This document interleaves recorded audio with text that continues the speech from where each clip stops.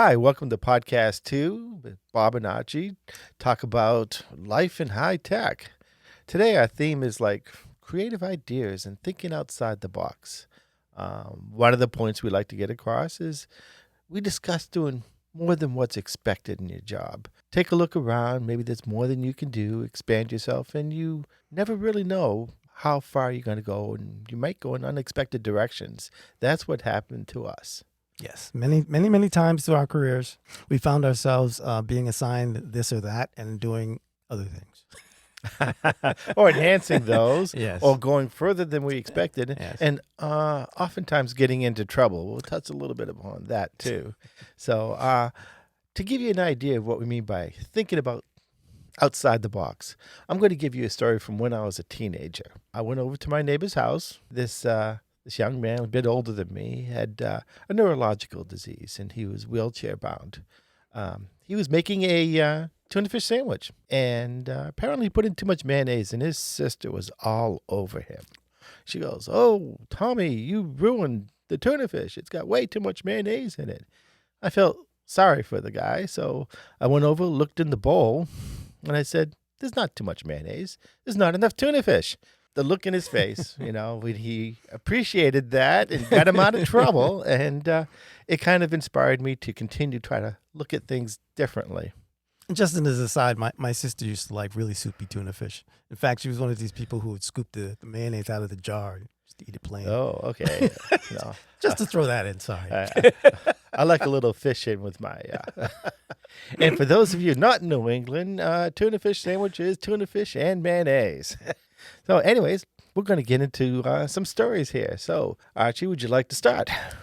Okay, well, I was a manager at the time, and I was assigned the job of silk screening CDs for these third-party companies. We were an OEM manufacturer of a particular device, and so we supplied that device to 3 different companies, and they just put their branding on it and sold it as theirs. So one of my jobs... I'm going to hold you up there a little bit. Yep. Okay, you said you were a manager. Just wanted to let everyone know that we've been mostly individual contributor roles. For those of you not in high tech and used to that term, that means we were worker bees. But we've also been managers. We've managed groups. I've project-led groups. Archie's done a number of management stints. Yes. And so just to give a little background, the company you were at, you were managing a technical writing group. Yes. And the software was delivered on CDs. Yes, that's right. That's ancient history because they don't do that anymore. Yeah, So that's a good point. Hey, I've written CD booklets. Okay. Anybody know what that is? Exactly. And actually, that's part of the story as well. Okay, so I'm glad you interrupted me because that's important background.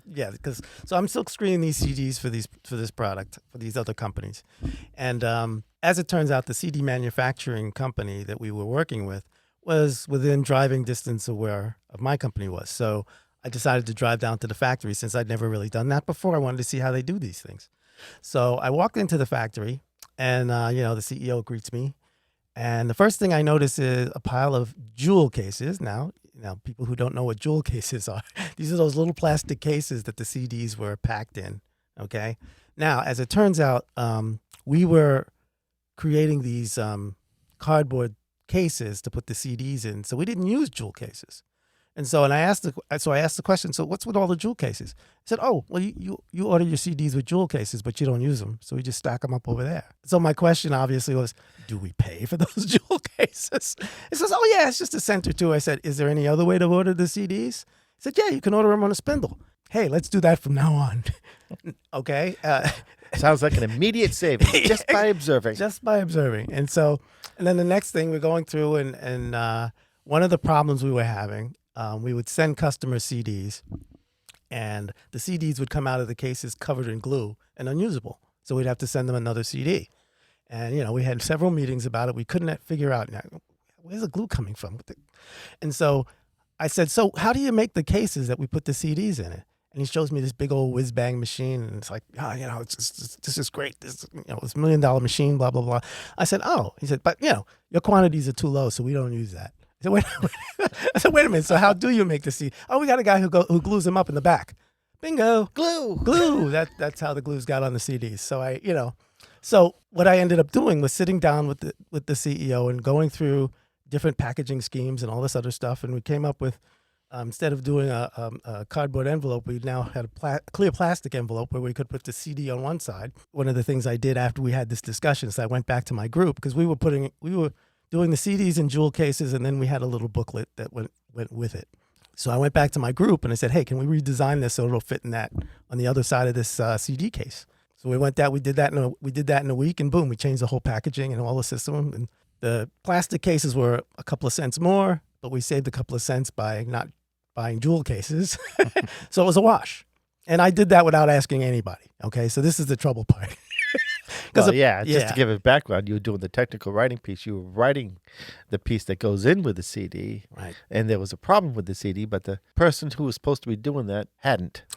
Right. In other words, as I was making those decisions, to me, it was a no-brainer. It's like if anybody was paying attention, they would have made the same decisions. So I didn't feel the need to ask permission or find out whether I can make these changes. Just make the change, right? So the getting in trouble part is that, okay, so the person who was supposed to be doing this decided that he was mad because it made him look bad.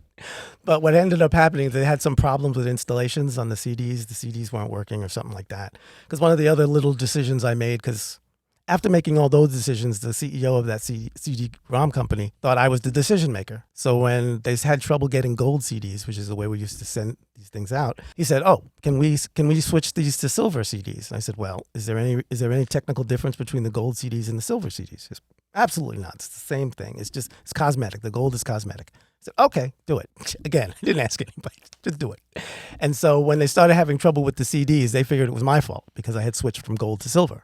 So, they call this late meeting. It's 4:00 in the afternoon, and this is a crisis, blah, blah, blah. And I'm sitting there in the back of the room folding my arms. Yeah, I roll my eyes. Archie rolls his eyes. And as we're having the meeting, finally engineering comes in and says, "Oh, it turns out there's a bug in the code." So again, I roll my eyes and I walk out. So it's so that's the thing. So converting from gold to silver had nothing to do with the problem. Nothing to do with the problem. He tried to blame on you. Exactly, because he needed to vindicate himself because he dropped the ball. I mean, there's all this stuff going on and he didn't know. I don't even remember the guy's name. I wouldn't mention it anyway, but I don't even remember who it was, but it was somebody I didn't even know in the company. I had this responsibility and I was going to take full charge of it no matter what. So that's your responsibility was the documentation part, which led into the presentation available with the CD. And so that led you into the CD problem, and you took charge and took care of it. Right. And got into trouble. And then got yourself out of it again. Exactly. By being right. This is what we mean by expanding roles. That's what, sometimes we go a little further than we were supposed to do. And sometimes we step on toes because, well, I don't know about you, but I find that stepping on toes simply means I'm picking up the slack that somebody else is leaving behind.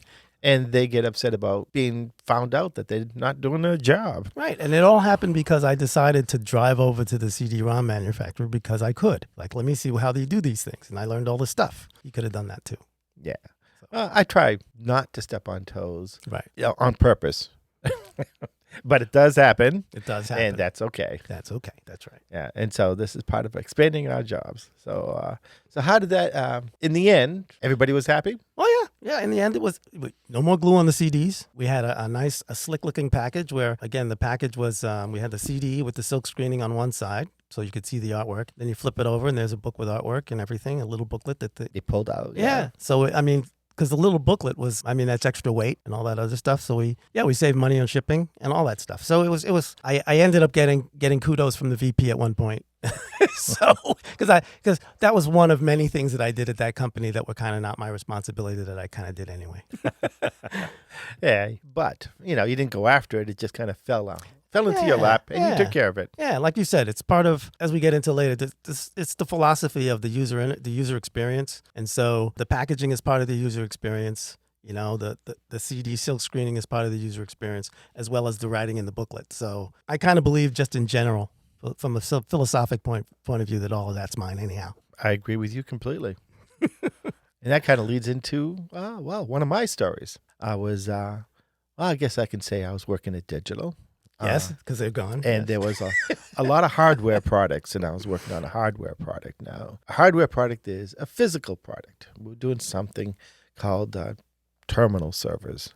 which is, well, we're not going to get into an explanation of that, but let's say a lot of big companies needed this product so that people could plug their terminals in and then access things, which we now call the cloud. Okay. Nobody uses terminal servers anymore. Nobody uses terminal servers anymore, but these machines were pretty big, and they were getting, well, more complex and smaller in size. And we used to have these 30 to 40 pages of how to install this hardware product, how to physically put it into a cage and, put all the nuts and bolts in, and, how to get the documentation, which always killed me. We'll get to that in a minute. But, it's how to plug things in and where things go, and 30 or 40 pages. And a lot of it was a bit redundant and overkill. So engineering came to me one day, and they said, look, we've been having a lot of feedback from our customers that the installation guide is hard to read and ponderous. And what can we do about this? And I go, well, here I am, the project leader of this particular product. And I go, let me do a redesign on this. So I went back and I thought about this, talked to a few people, got some feedback, and I said, we can replace this 30-page manual with a fold-out card. And what we would do is stick the card in so you can just slip it out in the box, easily accessible, and you can open it up. And I said, great, yeah, can you do this? And I go, well, yeah, I can do this. I hadn't asked anybody, and just between me and engineering at this point. So I went and did a design, and I wrote things up, and I folded up a piece of paper, and I did a mock-up of this thing, and I did all this stuff. Then I found that we had a human factors lab, which was, for anybody else, usability testing. What they would do is they would test out, well, in our case, documentation, or they would test out how easy it is to install a product, and they would give us feedback on the user experience. Oh, okay. So by this time, I worked in a technical writing group, and news of what I was doing had gotten around, and everyone was a little, well, this is not how we do things. I'm sure a lot of you have faced that. This is not how we do things. And I think a little bit, just kind of like to add, to fill in some background, it's kind of in the old days, and I think this is still true. You had engineering groups, you had technical writing groups, and all of these groups were stovepiped. And so you're working with engineering on the product, but you answer to the Tech Pubs group, which had a different way of looking at things and doing things.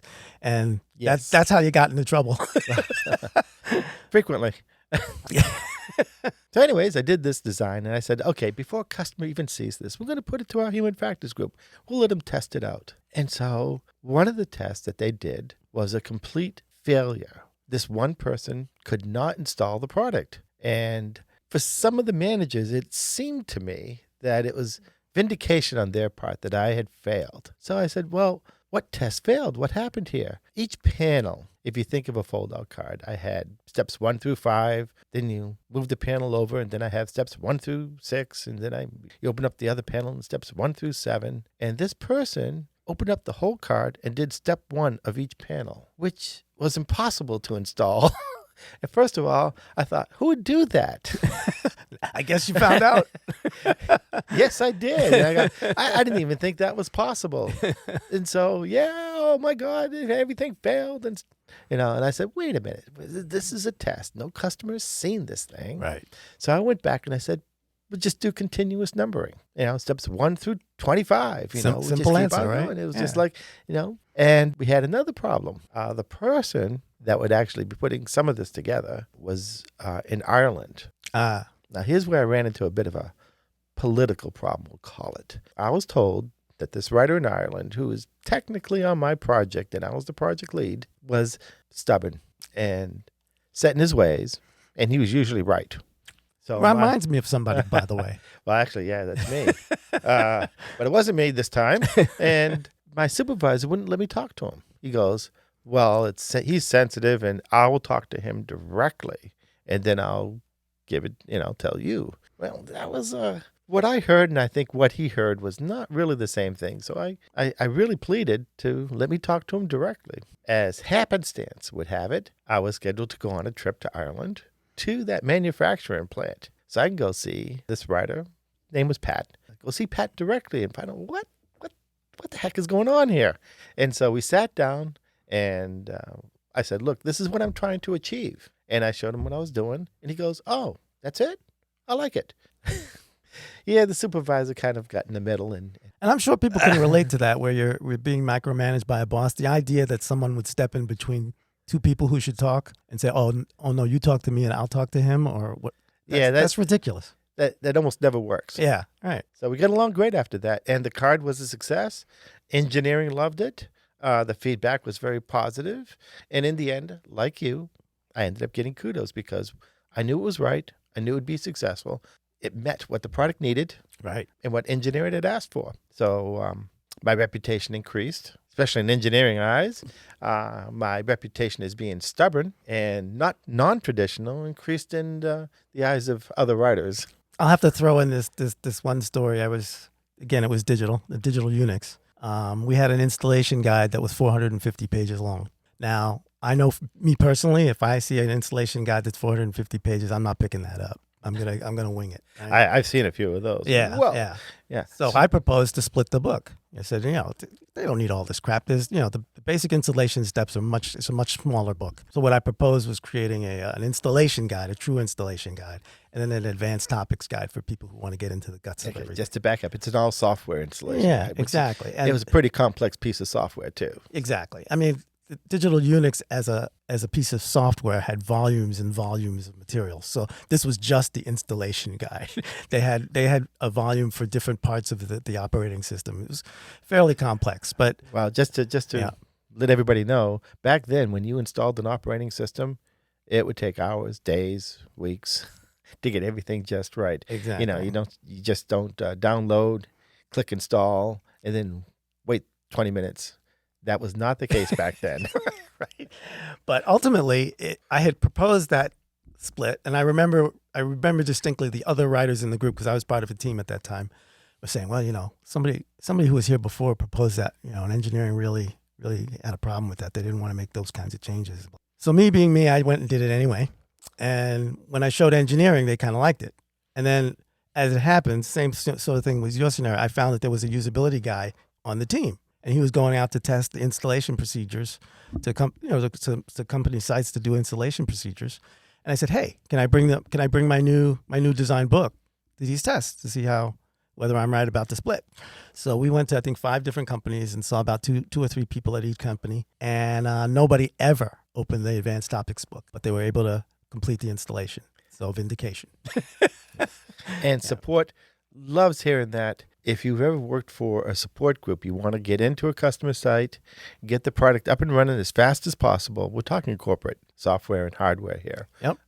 And make them up and running and happy. And if you take hours and hours and hours, they're not happy. Yeah. And what was interesting about, this is one of the first times I'd ever gone out to a customer site in that capacity. And what was interesting about it is that whole business of, like I said, I would not pick up an installation book that was big. I would just start doing it and see what happens. And if I had a problem, then I'd look at the book, right? And so even with the smaller book, I think there were only 2 people that read the book first. Most of them just started getting into it. And then when they ran into a pro, they'd look at the installation guide. So I thought that was fascinating. And you bring up a good point, the fact that you and I think a lot of people out there, will think of what's the end product? What are we trying to do? And keep that in mind. Our last 2 stories was about the end user. Right.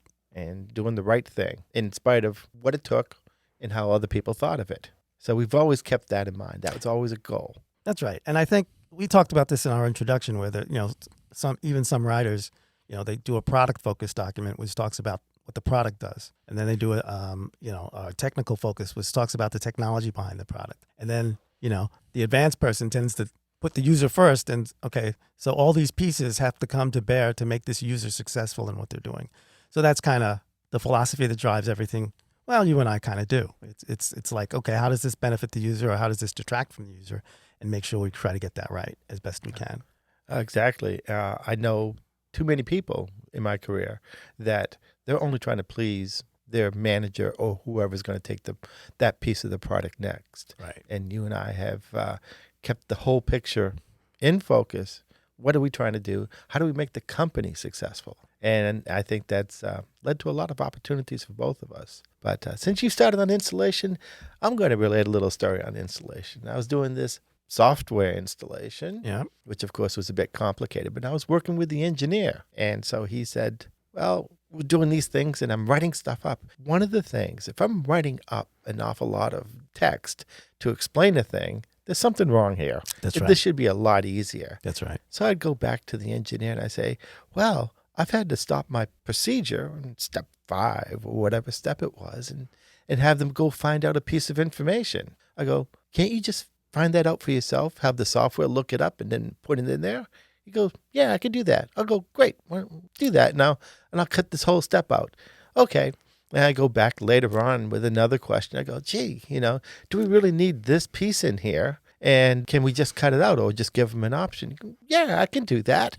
So he does it, And then he finally gets the idea that, wait a minute, you're the writer. You're telling me how to develop this thing. Well, we're just trying to make it easier for the user, aren't we? And yes, he agreed. And he actually got kudos for writing up a very good, for developing a much easier installation procedure. And my job was a lot easier. I actually helped him with the text that came up that asked the right questions. Less for me to document. I looked good too. My job was easier. Customer was happier. And there's countless times I did things like that. I will tell you a smaller story about sort of the same thing. As it happens, the UI designer was in the office next door to me. And so I was working on... You got to explain what a UI designer is. Okay. User interface designer, someone who's actually designing the thing that you look at when you interact with software. Yeah, something that is on the screen, the boxes, the text, the fields that you enter, everything. Yes. And so he had this one screen that he had developed had like 3 sections in it, 3 distinct sections. And it was one screen. And so I was in my book, I was splitting it up. I said, okay, this section 1, do this, this, and this. Next page, section 2, do this, this, and this. And I went over to him and I said, is there any way you could split this screen up into 3 separate screens? He says, oh, sure. I said, how long would it take you? He said, not more than a couple hours. I said, yeah, go ahead. Thank you. And I walked out, thank you, and he did it. And what happened was he mentioned it to his boss that he was changing the screen. And his boss comes into my office and says, we're changing the screen. Is that going to mess up the documentation? And I said, oh, no. I've already documented that way. We're all set. So, yeah. Well, that is a great segue into a project that you and I worked on. We called it Doc First. So why don't we give a little explanation of what Doc First is? Okay, so back then, and I think this is still true, documentation followed engineering. So engineering would design a product or a piece of software or whatever, and then kind of throw it over the wall to tech doc to write it up. Okay. The problem with that is that, at least back then, the group that I'm thinking of when we did this Doc First thing was they didn't really understand the users at all. The engineers were very far removed from the user community. And an example of that was I had met with, and again, I was a manager at the time. I had met with the lead engineer on the project, and I was trying to get an understanding myself of what the project was and what it did, what the product was and what it did. And I said, so give me a day in the life of a product manager, because this was network management software. Network management software.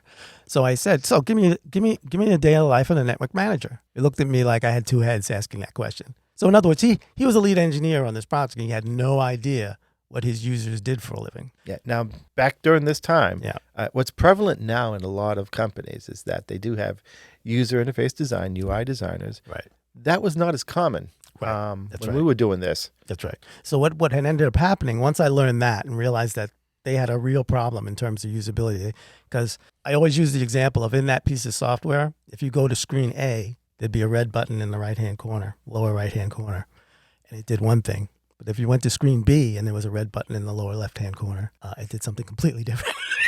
So we had to document all that, and that was just an example of how unusable this software was. Later on, when they did statistical analysis of how their users were faring with the product, it took a typical user a year to become proficient with that software because it was so unusable. So what ended up happening, I didn't know at the time.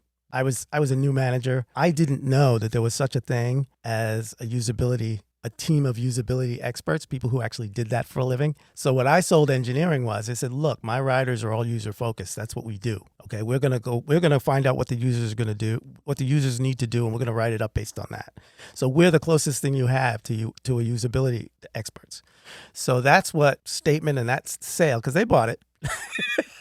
You're good at selling those things. Yeah. And It's common sense, really. yeah, it is. And so that led to me saying, hey, one of the other problems with the process of doing the software first and then throwing it over the documentation is that it would take us, several weeks to write up the documentation. Then there was a translation period after that. So 3 to 6 months from the end of the software design to when the documentation was ready to go around the world. So Doc First was a way of addressing usability and timing. So the proposal was to have my lead writer, Bob here, sit down with their lead engineering. There was a time when Archie was my manager. We That's got right. along well. There was a time that I managed him too. So we went back and forth a few times.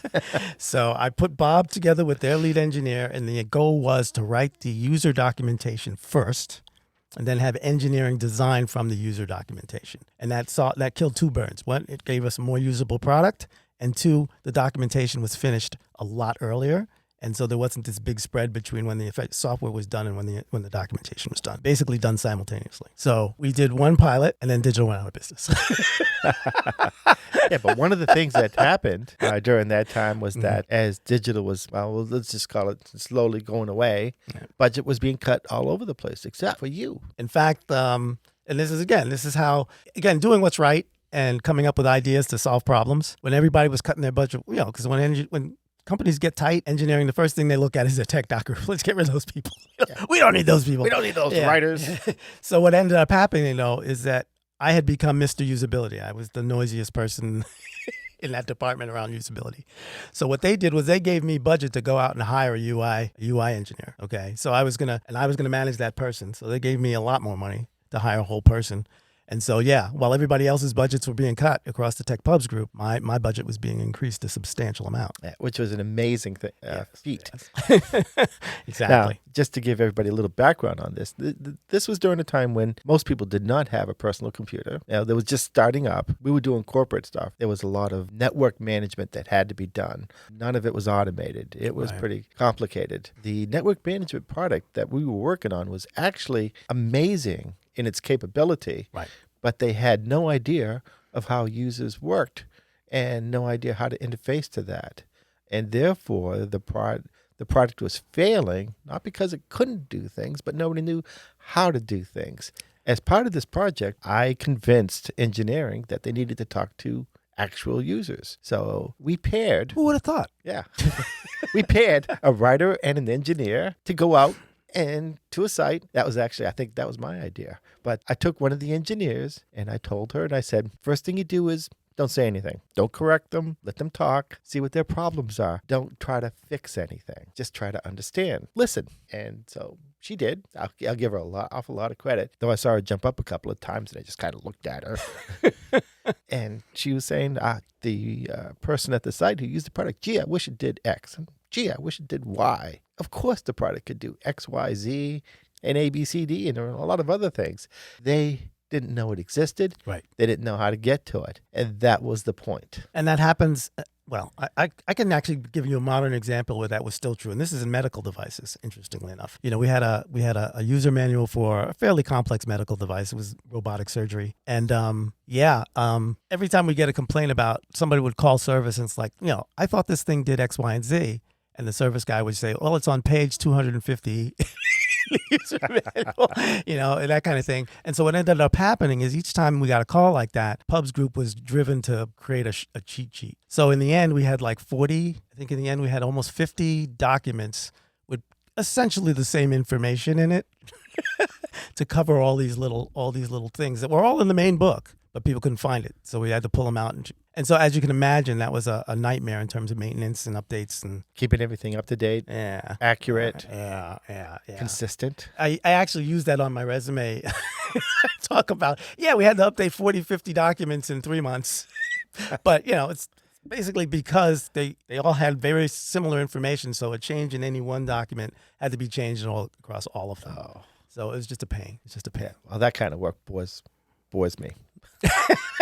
Yes, indeed. I like doing innovative stuff. Maybe that's why we don't like big manuals or anything. Right. So the whole idea of usability, this business of the user focus, Doc First was, and I have to throw this in. When we did Doc First, that was almost coming up on 25 years ago we did that. And now I'm starting to hear rumbles about that long ago. I believe so. And I'm starting to hear rumbles about something called what's the new term for it? Oh, doc as code. That's what I'm hearing. Doc as code. And so there's rumblings in the industry about this new thing called doc as code. And when I read about it, it's like, oh, okay, that's doc first. That's exactly what we were doing 25 years ago. Like I said, we only got to do one pilot, and other companies I went to where I was trying to sell that idea, I was less successful because I didn't have someone like Bob who could work the lower levels. I would work on management, and he would work on the individual contributors in the engineering team, and we kind of did you hit them on the right side, you hit them on the left side. Get it right. Well, we were a great team back then. I think we also got into our most amount of trouble and fun when we worked together. And I was lucky. So I always talk about it as kind of the best years of my career. So it was Bob and me, and then my boss.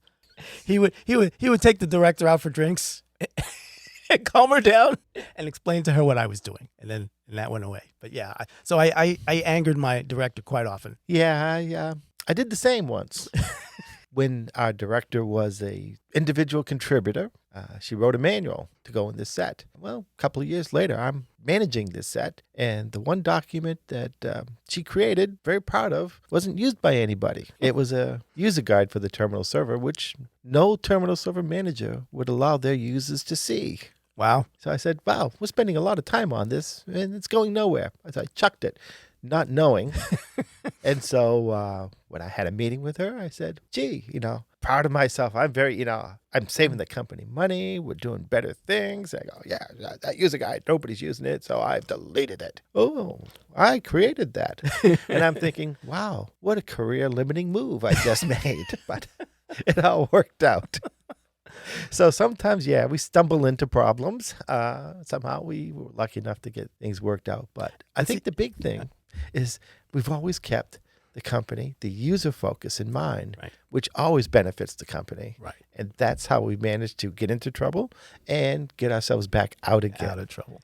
So we don't just do things really haphazard as some of these stories may sound. We really do think about this. And is this the right thing to do? Right. I mean, and I think I have to tell one more story. Because this whole usability focus, when I became Mr. Usability as a doc manager, I kind of became the loudest voice in terms of a user advocate. And one of the things that I did, we had, as digital was kind of going out of business, one of the big directives from the senior management was, you need to cut pages. Because as it turns out, back then we used to print everything. There's very little online materials, so everything was in books. And so that was one of the biggest costs in the company, was to print all these books and in several languages. So as they were trying to save money near the end of digital, they were, you need to cut pages. And it's like, you can't just cut pages. So I remember when I told my group, I said, yeah, they want us to cut pages. And everybody's like, we didn't pad these things. Now, granted, I bet those senior managers were old enough to remember the days when writers were paid by the page. And so one of the things they did back then was they just duplicate sections and just repeat it so that they get a bigger book, a fatter book, right? Yeah. We didn't do that anymore, but I'll bet those senior managers were of the era where they did that. So when they say cut pages, that's what they were thinking. Oh, we've got all this crap, Yeah. But no, we didn't do that. At Honeywell, I can imagine that people were originally paid by the size of the book. Yeah, and that was common practice back then. I'm talking about, when did I start? This was last century, 81, 82, something like that. Yeah, so it was way back then, and most of the tech writers were ex-military, that kind of stuff. So it's just a very different, and they used to measure white collar productivity the same way they measured manufacturing productivity. How many pages did you produce? So that military was really good for standards that you had to follow. I had to deal with numbered paragraphs. Right. That was Mill Standard. Right. Actually, that's still there. That's still there. And military documentation, absolutely. I'm glad I don't do military documentation anymore. Yeah. So the directive came down to reduce pages, and I said to the group, "We're not going to do that. What I'm going to do is going to use that as leverage. Use that directive as leverage to get my engineering team to pay more attention to usability. Because if it's more usable, we won't have to document so much." Exactly. And that was one of the ones that got my director really mad. What do you mean he's not going to do it? It's a director from, my boss's boss, blah, blah, blah. And again, my boss took her out, blamed her for what I was doing. Well, he is doing it, but not in the way that you think. Exactly. And in fact, in a better way.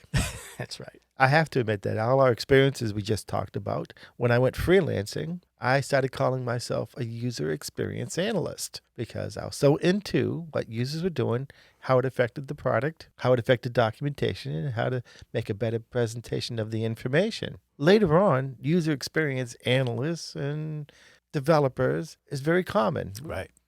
Ahead of the curve here. And as it turns out, Digital did have a usability group, which I ended up managing at one point because it was one group for the entire company, I think. But these were really advanced. They were, it was a team of about 5 people. They all had PhDs in psychology, and they had all the equipment with the, the 2-sided mirrors and watching people do stuff. And I was amazed because I had no idea that they existed. But I stumbled upon them because it turns out I guess their manager had left or retired or something like that, and they were looking for a new manager. And it's really funny because I kind of didn't think I really had a shot at managing that group. But what I told them when they were interviewing me, right, I just said, hey, I've been very interested in usability. I'd like to learn from you guys, and probably in a year I'll move on. And they hired me. They didn't want somebody to tell them what to do because they already knew what they were doing. And I was fine with that. So I'm thinking of all these stories and stuff. Yeah, there's a lot of them. There's so much. There's so many of You're them. just thinking out of the box. Yeah. So that wraps up this podcast. There was a lot more stories we can tell. We'll probably get to them in some future podcasts. Right. But basically, this is how we were growing up in high tech. The problems we had to deal with. Some problems have gone away, have gotten better, but it's all about thinking outside the box, deciding what's best for your role, and expanding yourself. And I think we did a good job with that. Hopefully, you found this interesting and entertaining. So I would like to thank the Sterling-Lancaster Community TV for recording us. Yes. And I hope you all have a good day. Have a wonderful one.